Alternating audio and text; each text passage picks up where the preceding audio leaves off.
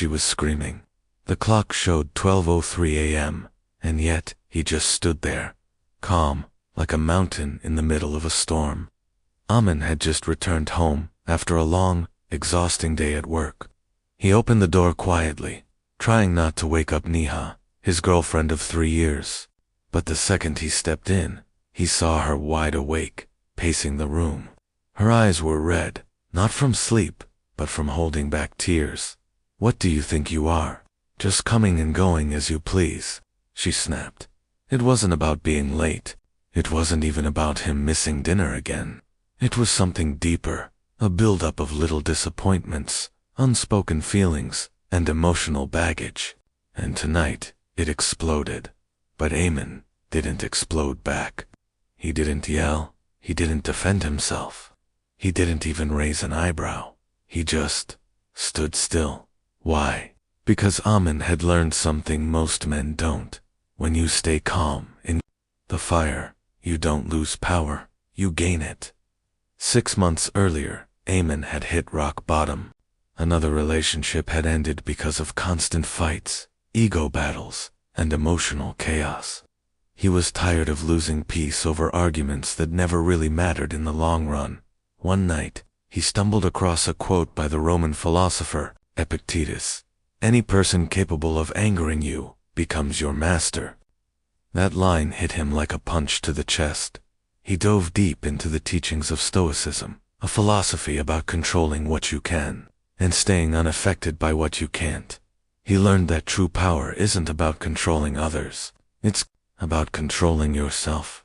And most importantly, he realized, emotions are contagious. But calm is the ultimate weapon. Back to that night, Neha was furious. She brought up old issues, past mistakes, even dragged his family into it.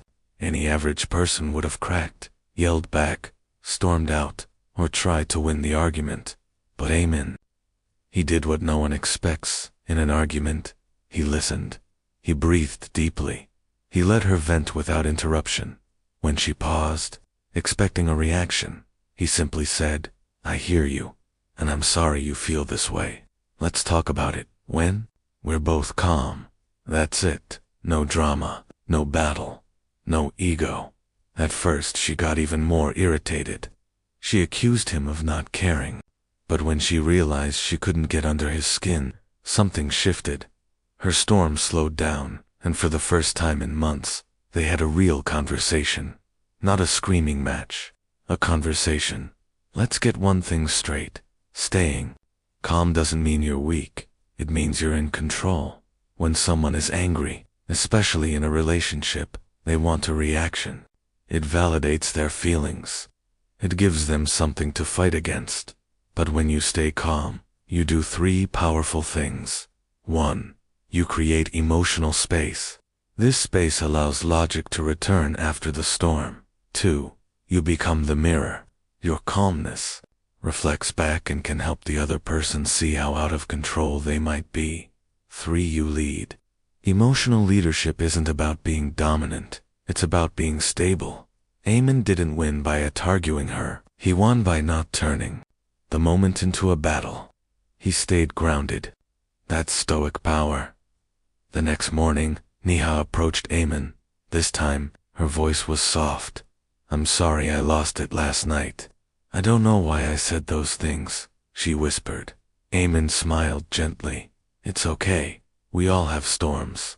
I just didn't want to add thunder to it." That moment changed everything. Their relationship became stronger. Not because they stopped arguing, but because they learned how to argue.